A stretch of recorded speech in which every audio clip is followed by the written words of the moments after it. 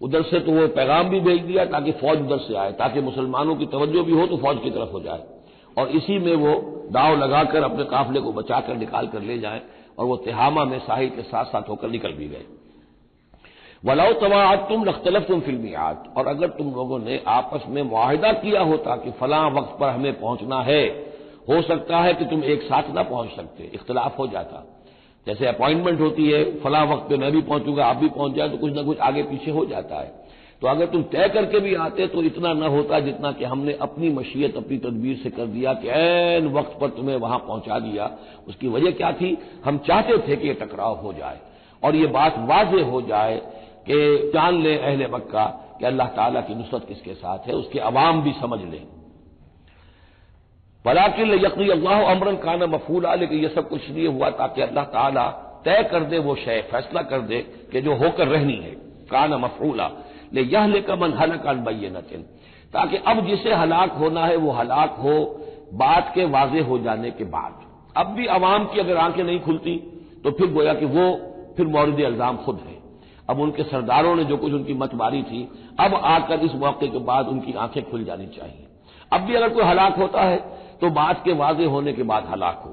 لِيَهْلِكَ مَنْ هَلَكَ عَنْ بَيِّنَةٍ وَيَحْيَىٰ مَنْ حَيَّ عَنْ بَيِّنَةٍ، اور جسے جینا ہے، جس کی زندگی ہے روحانی زندگی، اور جو سیدھے راستے پر آنا چاہتا ہے وہ بھی اس بینہ کی بنا پر وہ سیدھے راستے پر آ جائے اور حیات معنوی حاصل کر لے۔ وَإِنَّ اللَّهَ لَسَمِيعٌ عَلِيمٌ، اور یقیناً اللہ سب کو سننے والا اور جاننے والا ہے۔ اِذْ يُرِيكَهُمُ اللَّهُ فِي مَنَامِكَ قَلِيلًا، جبکہ اللہ تعالیٰ آپ کو دکھا رہا تھا اے نبی ان کو آپ کی نیند میں کم۔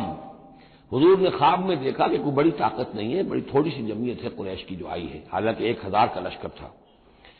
وَلَوْ أَرَاكَهُمْ كَثِيرًا، اور اگر آپ کو دکھایا ہوتا کہ وہ بڑی بڑی تعداد میں آ رہے ہیں، لَفَشِلْتُمْ، اور آپ نے وہ بات بتائی ہوتی صحابہ کرام کو اپنے ساتھیوں کو، تو اے مسلمانوں پھر تم کمزوری دکھاتے، تم ڈھیلے پڑ جاتے۔ وَلَا تَنَازَعْتُمْ فِي الْأَمْرِ، اور معاملے کے اندر پھر کوئی ایک اور تنازع کھڑا ہو جاتا کہ ہمیں یہاں جنگ کرنی بھی چاہیے کہ نہیں۔ وَلَٰكِنَّ اللَّهَ سَلَّمَ، لیکن اللہ تعالیٰ نے سلامتی پیدا فرما دی۔ إِنَّهُ عَلِيمٌ بِذَاتِ الصُّدُورِ، یقیناً وہ جو کچھ سینوں کے اندر ہے اس سے واقف ہے۔ اس کی توجیہ یہ کی ہے مفسرین نے کہ اگرچہ اس نبی کا خواب جھوٹا نہیں ہو سکتا، یہ نہیں تھا کہ حضور کو جو خواب دکھایا گیا وہ غلط تھا، اصل میں ان کی جو معنوی حقیقت تھی وہ دکھا دی گئی۔ ایک ہے کسی شے کے اندر جو کمیت ہے، کوانٹیٹیو ایلیمنٹ ہے اس کا، ایک ہے جو اس کی کیفیت ہے، جو اس کے اندر اصل حقیقت ہے۔ تو یہ بات جو ہے اچھی طرح سمجھ لینے کی ہے کہ مکے سے جو اصل نفری آئی تھی وہ تو ان عوام الناس کی تھی کہ جن کو معلوم تھا کہ محمد ہمارے بہترین آدمی ہیں صلی اللہ علیہ وسلم، اور جو ان کے ساتھی ہیں وہ ہمارے گل سرسبد ہیں، ہمارے خاندان کے قریش کے بہترین لوگ ہیں،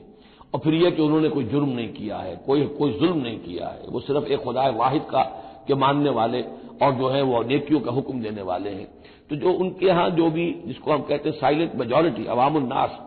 ان کے دل اپنے لیڈروں کے ساتھ نہیں تھے۔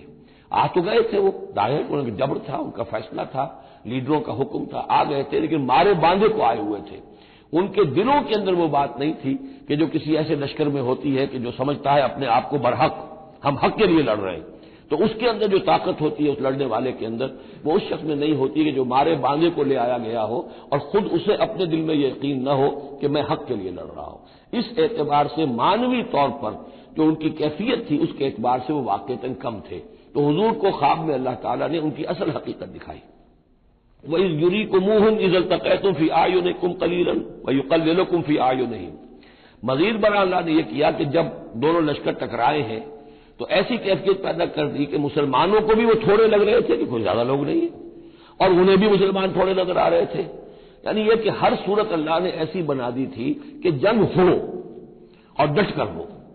تاکہ یہ صورتحال جو ہے یوم الفرقان ہونا اس کا بالکل واضح ہو جائے۔ اگر کسی وجہ سے وہ کرنی کترا جاتا معاملہ اور جنگ نہ ہوتی، مقابلہ نہ ہوتا، تو جس طریقے سے کہ اللہ اس کو فیصلہ کن دن بنا دینا چاہتا تھا، یوم الفرقان فیصلے کا دن، وہ صورتحال پیدا نہ ہوتی۔